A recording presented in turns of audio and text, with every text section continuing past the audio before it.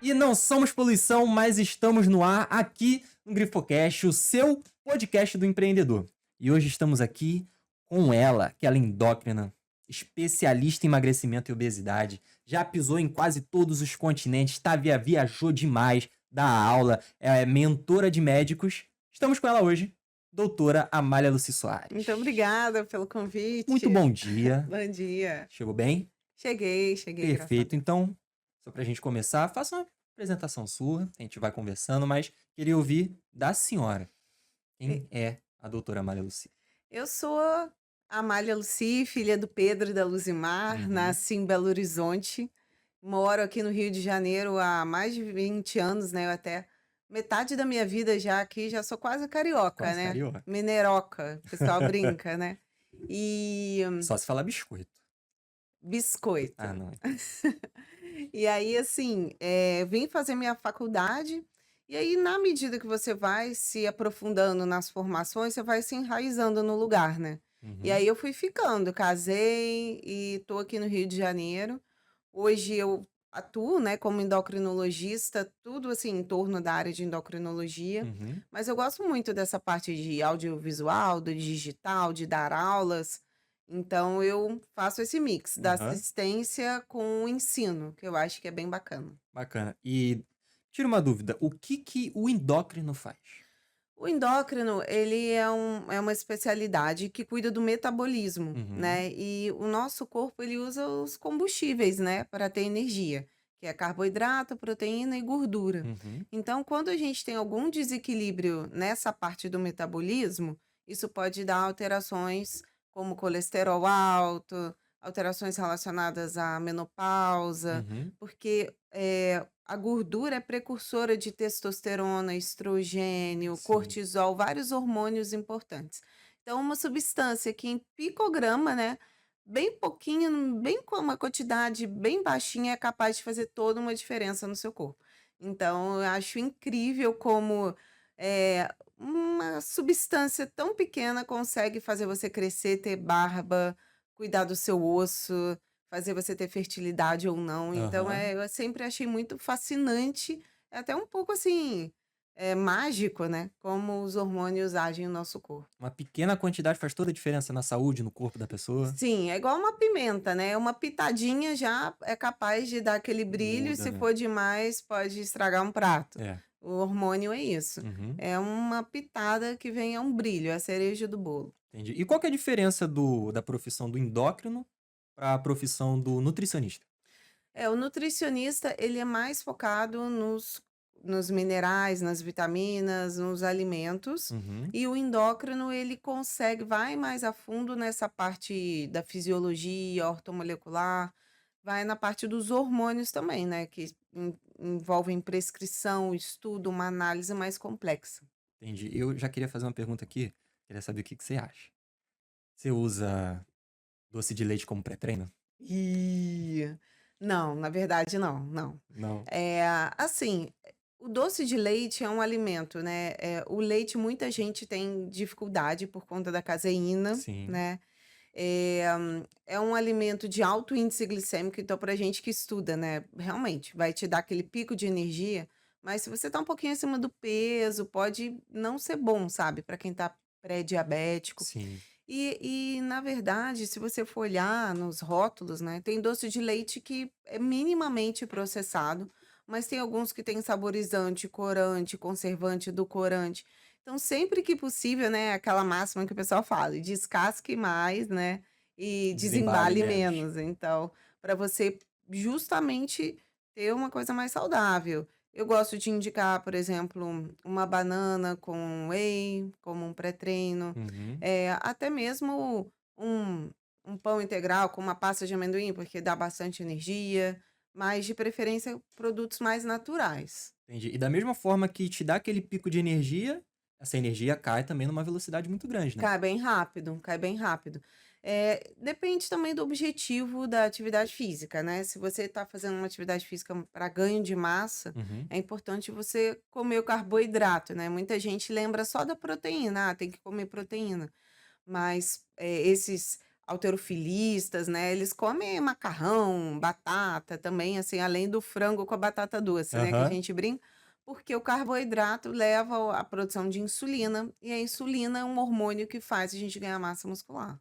É entendi. anabolizante. Só que se você come muito carboidrato e não se exercita, aí sobra energia e vira gordura.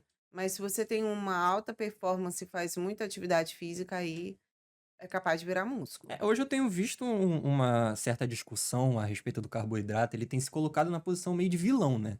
Tem muita gente: "Não come, corta, para de comer isso".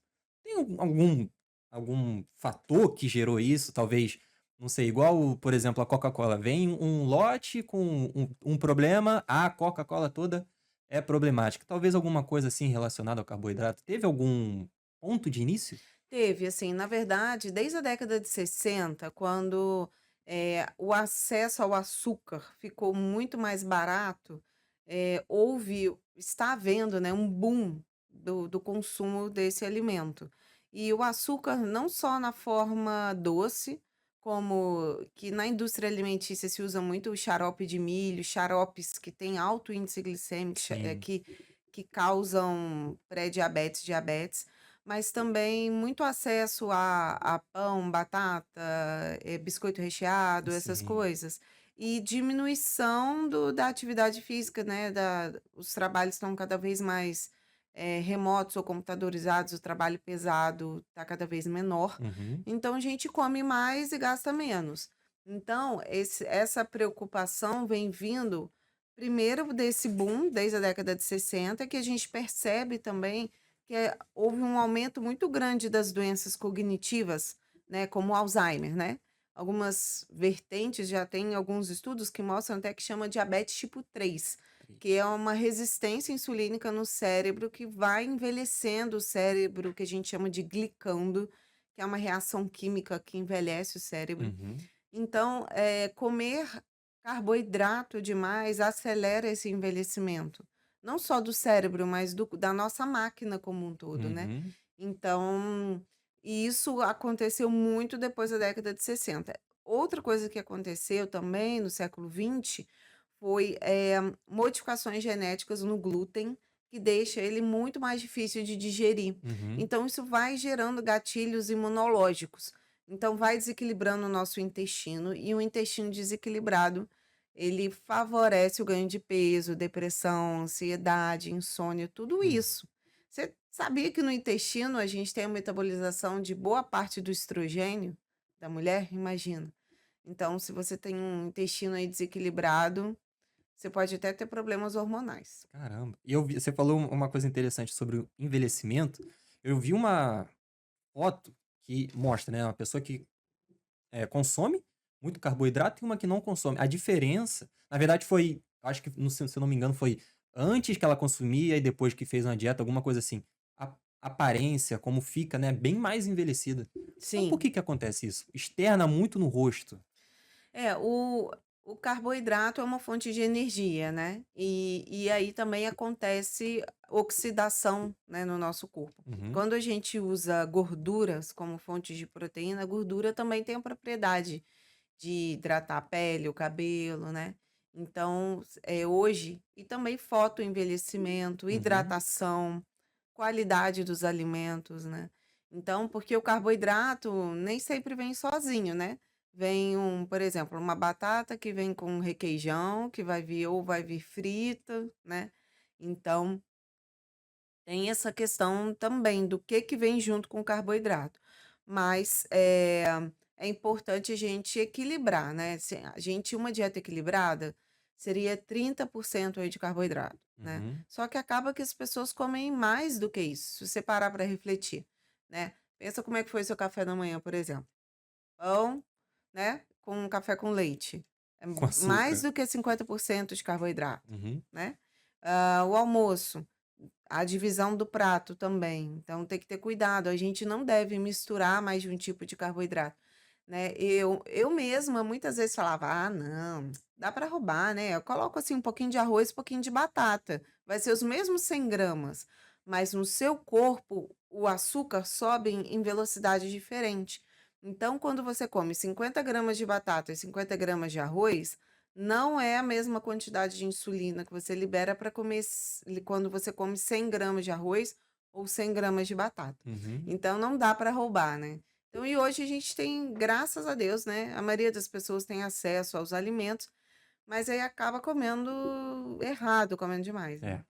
E vamos voltar um pouquinho. Hoje você é casada, tem filho, e a formação endócrina, ela é a faculdade de medicina ou a parte? Você gradua os 6 anos Sim. e depois você tem 2 caminhos, que é residência ou pós-graduação. Se você optar pela residência médica, que é um outro concurso, é como se fosse um novo vestibular, Aham. você tem que fazer 2 anos de clínica geral para depois fazer 2 anos de endocrinologia, Hum, né. Então são 4 anos de formação. A pós-graduação é como se fosse uma faculdade particular, né. Existem processos seletivos de cada faculdade, mas você vai lá e paga para ter aqueles 24 meses de formação. Eu uhum, fiz a residência na UF, tanto de clínica geral, e aí depois você faz outra prova, aí eu fiz a residência de endócrino lá também. entendi. Mas a gente pode falar que demanda muito tempo, né? De estudo, de você estar lá atendendo, às vezes pode estar em qualquer outro lugar, mas a cabeça está no hospital, está no trabalho, está em algum paciente. Como que a gente pode balancear a profissão, a dedicação à profissão, a crescer nessa profissão que você tá, por exemplo, medicina que demanda muito tempo, né, praticamente você faz 24 horas, se eu não me engano, no hospital às vezes, É, direto? hoje nesse momento de carreira que eu tô, já praticamente eu não faço mais plantão, Aham. mas às vezes você tem que ficar 24 horas direto, sim, E como né, que em algum balança isso? momento. A É, família, o lado da família, o lado pessoal, né, a esposa, mãe, para o lado médica que você precisa se dedicar, precisa estudar, precisa trabalhar. hoje a maioria dos médicos, né, tem filho mais tarde, justamente porque vão adiando para poder ter uma estabilidade na carreira, né. Eu Uhum. mesma tive filho com 38 anos, imagina, porque até que termina todas essas formações, Já formada. né, já formada. Uhum. Porque é muito mais difícil, a carga horária da residência é em torno de 60 horas semanais, e é uma bolsa mínima, né, então a gente ainda tem que fazer, às vezes, plantão por fora. Então, assim, é um desafio para quem, né, quer fazer medicina, quer ser médico, se programe para que a vida pessoal provavelmente vai precisar adiar um pouquinho, tá? Essa parte de ter filhos, porque para você ter dar atenção, estar junto, realmente é mais difícil, né? Ficar 24 horas num plantão. Quando eu tive filho, e ainda tem isso, né? A gente é profissional liberal. Então, a maioria da renda, nós somos profissionais liberais, então se a gente para de trabalhar, a renda cai, né? Então, com 1 mês e meio, já voltei meio que a atender consultório, uma consulta ou outra, consultório popular, né? Eu me lembro, eu cheguei a atender uma época, a, a babá ia lá, eu amamentava, porque a Agatha mamou direitinho até 2 anos e meio, depois só um pouquinho, assim, até uns 3. Então, eu me esforcei para estar junto. Uhum. Mas a profissão de médico envolve esses sacrifícios, né? Para a gente poder ter, oferecer uma educação que hoje, né? A gente sabe que aqui no Rio de Janeiro o acesso a uma boa educação, cursos, Sim. então faz parte, né, então, é evitar pegar muitos plantões para ficar fora de casa direto, né. Tô nesse desafio no momento, sabe, tentando organizar minha agenda para eu terminar mais cedo, para poder estar com a minha filha naquele horário do dia, fazer o dever, estar com ela, participar, né, e não só, enfim, ficar Trabalho, poucos trabalho, trabalho. minutos Entendi. E o que que você diria que você chegou a fazer diferente na sua carreira? Porque você pisou em vários países, em praticamente o mundo inteiro, né, falando no continente, você pisou em quase todos os continentes. Fez curso e teve bolsa em Oxford, em Harvard. Como que você chegou nesses lugares? É, assim, eu acho que é fundamental, nós estarmos sempre buscando e curiosos, né, a curiosidade, o que move o mundo são as perguntas, né, Uhum, não são as respostas. Então, eh, uma das coisas foi, eu sempre falava inglês, já tinha um inglês bom desde a faculdade. Então, veio um professor visitante de Oxford e precisava de alunos, pessoas para ajudar na tradução, na organização dele e das pessoas que vieram. E eu era uma das pessoas que falava inglês muito bem. Então, isso me possibilitou ter essa proximidade, né? Essa Sim. oportunidade. Segundo, perguntei, né? Ah, como é que eu faço para poder fazer um estágio lá em Oxford, Aham. né? Então, se colocar disponível, interessado, curioso. Eu me lembro em um congresso que eu fui, no final fui fazer uma pergunta para um professor internacional sobre a palestra, falei dos dados. Ele ficou tão maravilhado que ele me convidou para fazer parte da pesquisa lá na Itália. Ah, Só que eu não fui, né? Mas assim, para você ver, só o fato de você chegar no final, aguardar a sua vez, falar, se apresentar. E em relação a Harvard, né, eu passei um dia na Joslin Clinic, que é um centro de diabetes da Universidade de Harvard, da Escola de Medicina, com o professor Henrique Cabaleiro, que é o coordenador do diabetes para a América Latina, hum, latinos, porque os latinos têm uma resposta à medicação diferente, tem a questão do idioma, cultura, sim. alimentação. Então, eles pensaram em tudo, criaram até um centro de diabetes para os latinos lá. Eu tive a oportunidade de passar um dia lá também. Foi a mesma coisa, a gente manda e-mail, pergunta.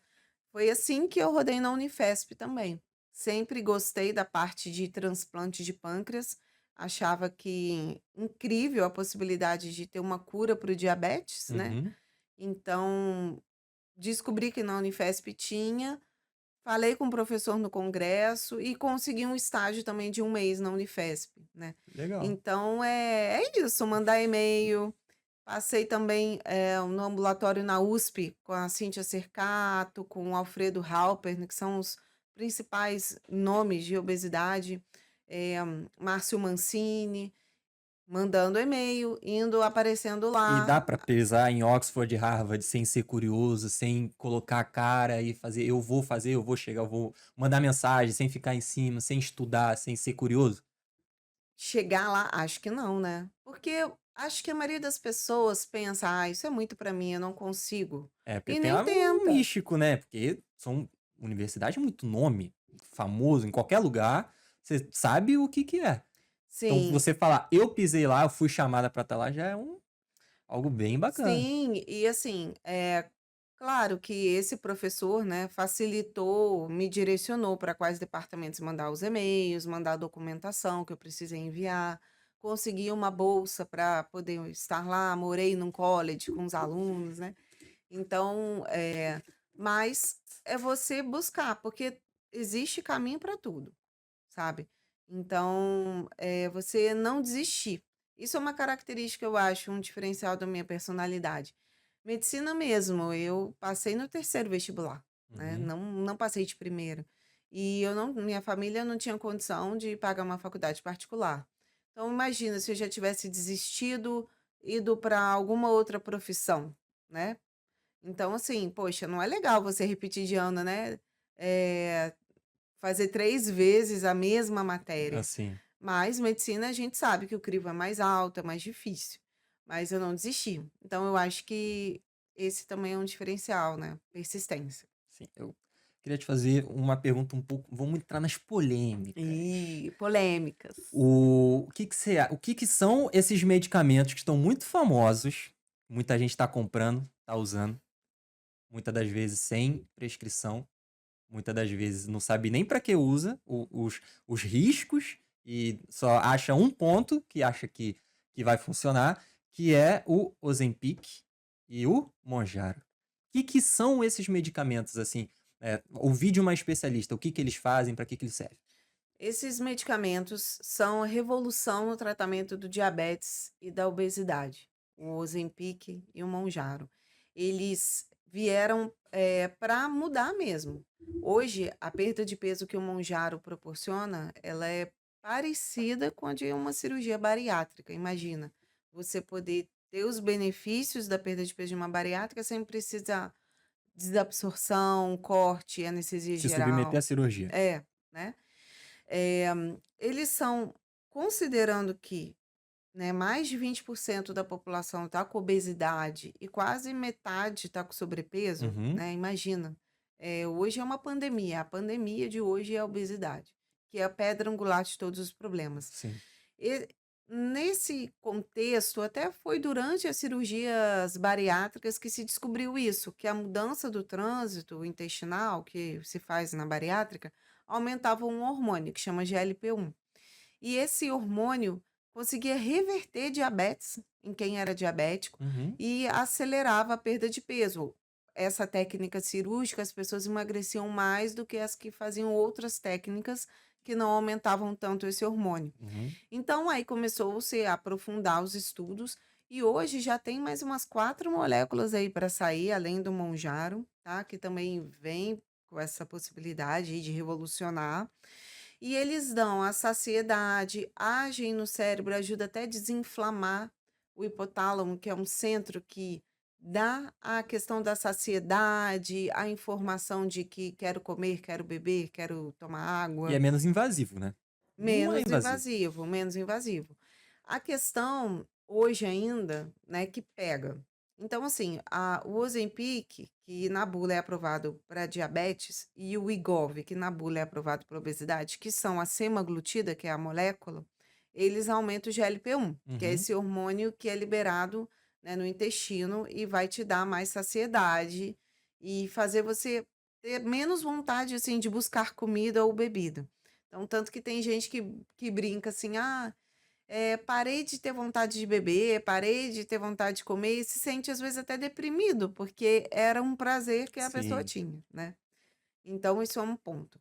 Já o Monjaro, ele também aumenta o GIP, que é um outro hormônio que também é liberado no intestino, e dentre os mecanismos de ação, ele faz com que o seu corpo processe melhor a gordura, queime mais gordura.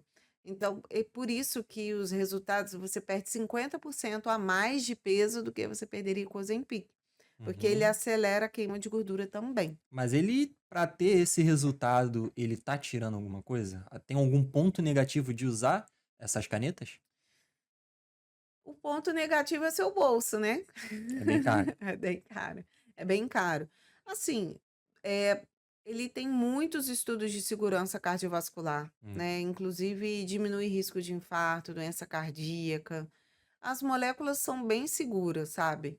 Eu acho que o problema é, como você falou, né, o uso indiscriminado, porque as pessoas elas Excessivo. acabam excessivo. Pessoas que não estão com obesidade usando, porque aí o que que acaba acontecendo? A pessoa come menos, aí vai comer menos o quê? Proteína, e acaba perdendo massa muscular, isso deixa o metabolismo mais lento. Sim. E a proteína ajuda a proteger o osso. Imagina, uma mulher na perimenopausa, pouca massa muscular, emagrecendo, pode aumentar, né? Se perder massa muscular demais, não tiver um ajuste na dieta, pode aumentar até o risco dela se fraturar, por exemplo, Sim. né. Então, tem que ter cuidado, com essas medicações, porque precisa fazer um ajuste na alimentação, na proporção dos nutrientes, sabe. Entendi. Mas você acha que esses medicamentos, o Ozempic e o Monjaro, sendo liberado no SUS, terá esse acompanhamento que um endócrino, por exemplo, particular, teria com o paciente? Ou talvez daria um probleminha, porque hoje a gente tem uma busca pelo padrão de beleza, uma estética, a perfeição inalcançável. Talvez se essa abertura que o SUS teria com esses medicamentos, facilitaria o acesso a esse tipo de medicamentos para pessoas que estão com esse tipo de visão? Acho que, primeiro, assim, é um sonho, né, que esses medicamentos entrem no SUS. Isso, uma coisa que me incomoda e me preocupa muito e que eu tenho como missão é ajudar a ter um tratamento para obesidade no SUS. Hoje a gente não tem nenhum tratamento para obesidade aprovado, nem uma sibutramina que custa hoje R$ 50, um Orlistat que não é caro, imagina esses medicamentos que são na casa aí de salário mínimo.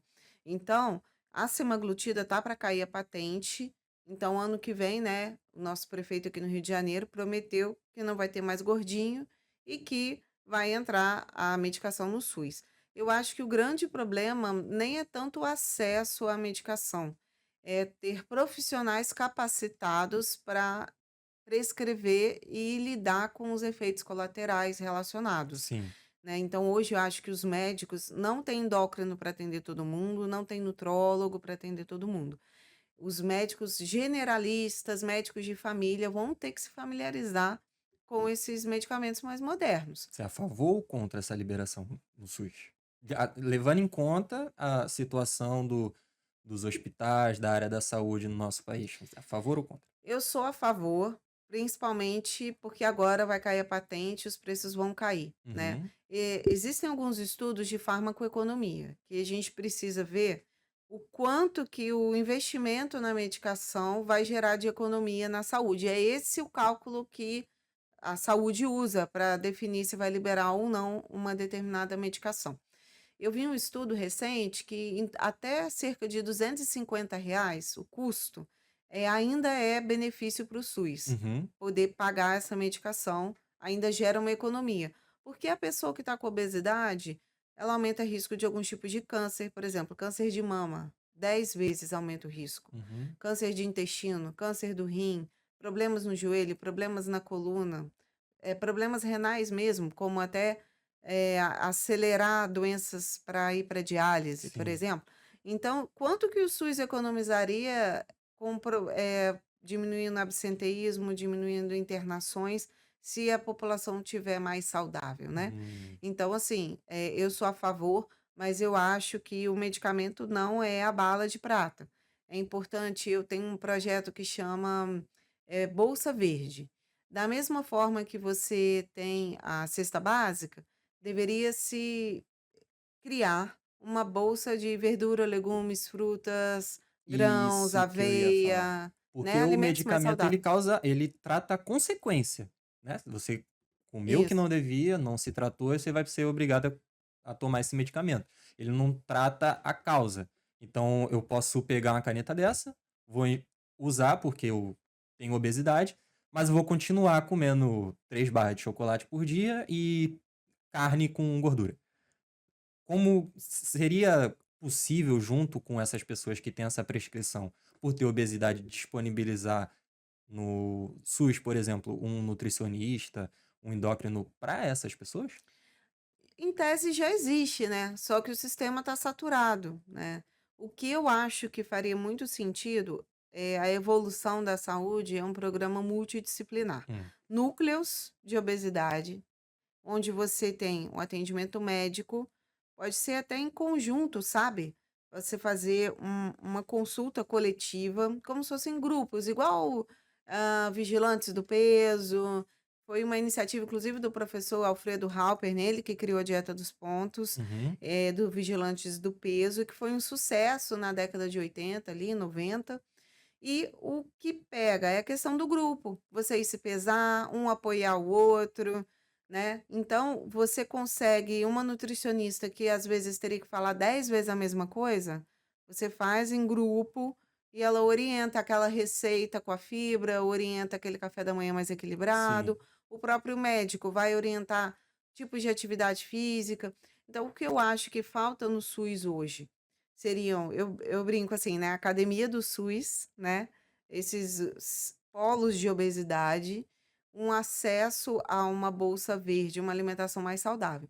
Ontem mesmo eu atendi uma paciente que come café da manhã, pão de queijo com guaravita, né, aí depois sai para trabalhar ela, self-service sem balança. Meu Então a Deus. pessoa às vezes, né, vai e come o máximo porque tá Tá apertada, tá pagando pelo pagando. sem balanço e Aí quer mistura todos os carboidratos possíveis, né, isso pega aí. fritura com carboidrato. Arroz, Então feijão, macarrão com batata, com carne, peixe e frango. é. E ainda tem a questão, né, Vou ficar quieto para não ser exposto aqui. ainda tem, assim, é mais barato comprar um miojo, né, do que você comprar um macarrão integral, por exemplo. Então, as pessoas vão pelo mais barato e isso está adoecendo as pessoas. Então, a própria indústria alimentícia, na tentativa de facilitar a nossa vida, acaba que está nos envenenando. Hoje é mais fica complicado também manter uma alimentação saudável, né? Você pega alimento saudável de hortifruti, acaba sendo mais caro do que, por exemplo, comprar um Guaravita e um miojo. Fica complicado. Também, hoje você acha que fica mais difícil ser saudável por conta do acesso a medicamentos, acesso a hoje certas informações. Hoje um influencer fala que você tem que usar tal medicamento para emagrecer, para ficar sequinho, acesso a procedimentos estéticos, que alguns são até mais acessíveis, mas você hoje se entope de procedimentos estéticos, de medicamentos sem prescrição para tentar alcançar aquilo. Você acha que esse acesso e, a dificuldade de o acesso que a gente deveria ter, que é a alimentação saudável, que é mais caro, acaba contribuindo para o que a gente vê hoje, uma população mais obesa, mais com falta de saúde? Eu acho que o acesso e o imediatismo, né, que nós vivemos contribui muito, porque eu atendo pessoas que às vezes não têm condição financeira, você vê que ela está fazendo um esforço ali, às vezes até para estar naquela consulta particular, mas quer usar o Monjaro, quer usar o Ozempic, mas acha caro R$ 200 numa academia, acha caro comprar os alimentos da dieta e as fórmulas que a gente passa, muitas vezes para desintoxicar, restaurar o intestino, né? Então, as prioridades estão um pouco distorcidas, né? Todo mundo, quem não quer ter um resultado rápido? Mas 7 em cada 10 pessoas que não mudam reganham peso. Uhum. Então é uma ilusão. Perdeu sem mudar o hábito, É, acaba recuperando tudo aquilo. isso. Se você não mudar, vai voltar tudo. Entendi. Então, é importante não perder, é importante, eliminar, né, porque se Eliminar. perder, você acha de novo. Sim, eu me lembro quando tudo bem que era bem mais jovem, né, mas eu ia na academia todos os dias. Eu estava na faculdade, também não tinha assim, né, eu vivia de mesada e tudo. Às vezes eu comia salgado, pizza, congelada, miojo, essas coisas. Não comia tão bem, mas fazia exercício todos os dias, então isso ajudava a manter o gasto calórico. Uhum. O que acontece hoje é que as pessoas não comem bem, não fazem exercício, né, e ainda Mas quer o tem resultado quer o que como resultado. se estivesse É. fazendo, né. Então assim, claro, não é perfeito. Vai tudo bem, vai ter um dia que você não vai comer tão bem, vai ter um dia que não vai ter verdura, mas, eh busque estratégias e profissionais para te dar essas dicas. Vou dar um exemplo aqui agora. Eu falo muito para os meus pacientes para fazer o gelo verde. Você pega a couve, bota no liquidificador. Quem não é hipertenso e não tem contraindicação, bota um taquinho assim de gengibre também. Uhum. Aí bate com água e bota numa forma de gelo. Aí, de manhã, na correria, você pega ali meia maçã, um terço, um pedaço de pepino, um copo de água de coco e 4 gelos verdes desse. E aí você bate no liquidificador, olha, você já tem ali um suco com ácido málico, que a maçã tem esse ácido que ajuda a limpar o intestino. A água de coco já tem ali eletrólitos, potássio. Você tem a couve, que tem cálcio, Uhum. muito bom para os ossos, fibra para o seu intestino, gengibre que vai te dar uma energia. Então você ali em 5 minutos fez um suco e, poxa, Pode jogar não é um tão açúcarzinho pra dar um gostinho? pode colocar um açúcar, né, ou então, Do Himalaia. eh, um pouquinho de mel, se você quiser emagrecer adoçante, um melado, né, enfim, você pode, mas a própria maçã também, né, já dá uma adocicadazinha, né. Uhum. Então, poxa, não é sabe, então é importante você ter dicas. Hoje mesmo eu tomei de café da manhã, fiz uma panqueca Duncan, que é uma panqueca que usa aveia, ovo e iogurte natural. Que aí eu consegui fibra, proteína, carboidrato, o iogurte tem cálcio, ou seja, uma refeição completa. E de cobertura você põe a frutinha na sua panqueca, Aham. né? E o próprio iogurte natural. Pode jogar uma granola. Olha só, gostoso, não é nada assim caro, sabe? E dá para você fazer. O problema é que a gente tem que dedicar um pouquinho de tempo para nossa saúde. Porque se você não dedica tempo para a saúde, você depois tem que arrumar tempo para cuidar da doença, né? Você acha que hoje tá tendo uma certa romantização com a obesidade nas redes sociais? Eu vejo muito tem uma vou falar nomes, Mas tem influência que ficou famosa por. é, Como que dá o nome? Colocar na justiça? Processar. Por processar todos os lugares, avião, ônibus, cinema, porque ela é uma pessoa avantajada, né? E os lugares não comportavam ela. E ela ficou famosa por processar tudo isso. E aí, gente, é isso aí, tem que processar, tem que nos aceitar. A gente é bonita dessa forma. Mas você acha que a obesidade ela é doença? Ou, tipo, não, se aceite do jeito que você é? A obesidade, ela é doença, tem CID, né, do Código Internacional de Doenças. A obesidade deve ser combatida. A obesidade causa diversos tipos de câncer, mortes precoces. Por mais que você ainda não tenha alterações no seu exame de sangue, colesterol, diabetes, é um estado que nós chamamos de inflamação crônica de baixo grau, Uhum, que vai silenciosamente oxidando, envelhecendo o corpo e causando doenças. Então, assim, tem que ser combatido. Mas hoje existe um conceito de obesidade controlada. Você não precisa estar num IMC, né, de Gisele Bündchen para você estar saudável. Você perdendo 10% do seu peso, ou seja, você pesa 140, se você baixar 14 quilos, vai para 126, metabolicamente isso já gera um grande impacto. uhum, Então, é claro que você sempre tem que estar mais próximo de um peso mais equilibrado, para não sobrecarregar joelho, coluna, todas essas questões, né? Não é simplesmente uma questão estética, né? As pessoas confundem um pouco a questão da gordofobia com a saúde, né? Então, assim, a obesidade é uma doença, sim. Eu acho que existe uma romantização, sim, da, da aceitação da doença. Acredito que os órgãos como um todo têm que se adaptar, porque está havendo cada vez mais pessoas com obesidade, então acho que avião tem que ter assentos adaptados, ônibus tem que ter a possibilidade de você entrar sem ter que passar pela roleta. Tem que se pensar nisso tudo? Sim, mas ao mesmo tempo, vamos supor, você quer usar uma cadeira no avião de obeso, você vai ter que pagar o proporcional de 2 cadeiras, ué. Você vai ter que ajustar a cadeira para você, você quer uma cadeira adaptada, então assim, as regras acho que devem ser trabalhadas, mas a pessoa também tem que entender que muitas vezes para ela ter o direito, se aquilo ali é um local, pensando no avião, né, aham, que ela paga por assento, por metragem, a gente sabe que então precisa ser adaptado. Mas, eu acho que essas pessoas têm que buscar também como elas podem estar sendo mais saudáveis e não só perpetuar esse estado, né, porque, hã, há uma romantização sim.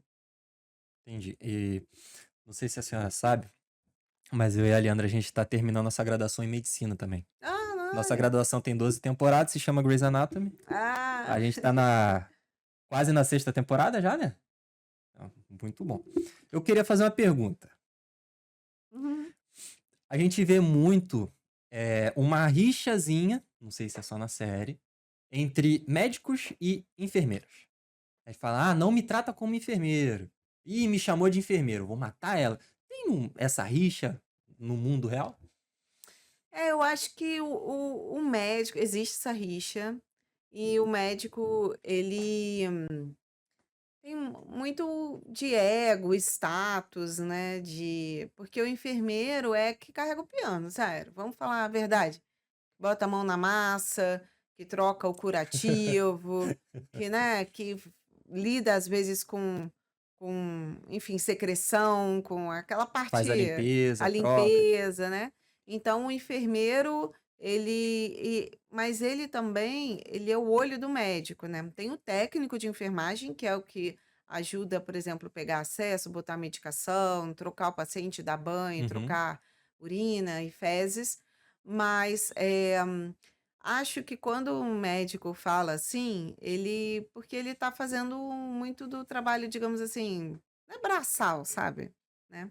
Então, acaba que, existe sim uma arrogância da classe médica, né, e como eu tô nesse lado eu posso falar, porque, né, não é o enfermeiro falando mal do médico, Aham. né? Eu posso falar dos meus colegas. Existe muitos médicos que tratam o enfermeiro como uma classe inferior, mas eles são tão importantes porque na parte eles que ficam mais próximo do paciente, sabe? Então eu acho que isso deveria ser combatido e os próprios enfermeiros deveriam ser mais valorizados, sabe? Eles vivem lutando por condições melhores de salário, né? Uhum.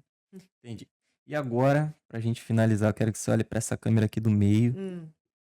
e dá uma dica pra quem tá começando na área da medicina, independente da especialidade, mas para poder inspirar essa garotada que tá Ah, vou começando, até tirar aqui, ó. tá Tem até estudando. um calor aqui. Olha, deixa eu como é que pra cá? Isso, aqui. Sua câmera. A minha? Aqui, Aqui aqui, no meio. aqui. Então, para quem está começando, né? Você que está se formando, quer ser médico, busque uma área de atuação que você vai ter bastante abrangência. É importante ter paciência, é importante você fazer as coisas com amor. Não pensa só na questão financeira, porque se você ficar só muito no financeiro, no procedimento, na estética, né, o profundo que a medicina pode proporcionar, que é restaurar a vida das pessoas, impactar, acaba ficando de lado. Tenha paciência, comece devagar, subloque um horário de consultório, já começa hoje, de preferência, tenta não, né, pegar planos de saúde, porque você consegue entregar uma consulta melhor, mais profunda, com mais qualidade. E você continue sempre se aperfeiçoando. Se não der para fazer residência, escolha uma pós-graduação de qualidade, procure cursos, mentorias que vão pessoas te guiando, né, no caminho do sucesso. Então, eh, a medicina está passando por mudanças, né? Muitos médicos. Então, assim, procure, vá para o interior se você puder, para sair dessas áreas de saturação.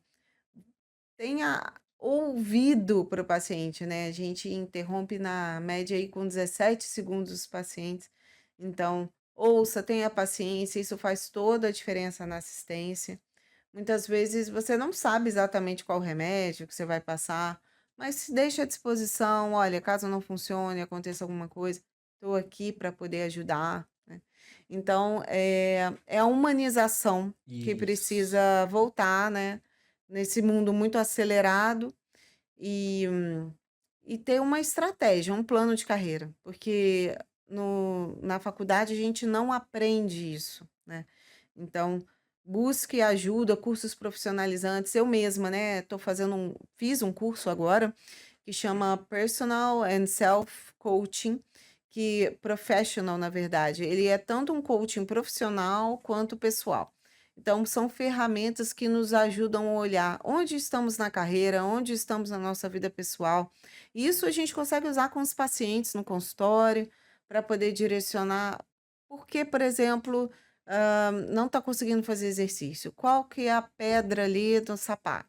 Então a gente consegue, tipo uma cebola, né, ir abrindo e aprofundando. Uhum. Então, o médico, ele mais do que cursos técnicos, congressos, precisa muito se preocupar em investir em cursos de assistência, como olhar o paciente, como gerenciar o seu negócio. Entendi. Perfeito. E é isso. Eu gostei muito da fala de humanização, né? Se preocupar, perguntar, ouvir. Isso é muito, muito, muito importante. Ó, tá começando, quem tá no meio, quem tá terminando. Às vezes é bom ouvir esse tipo de coisa. E é isso. Muito obrigado por ter vindo no nosso programa. Obrigada. Foi um prazer ter a senhora aqui. Espero Prazer. outras vezes. Doutora Maria Lucia, os contatos vão estar na descrição. Pode entrar em contato com ela. E é isso. Mais um programa. Terminando, vou deixar outros programas para vocês assistirem.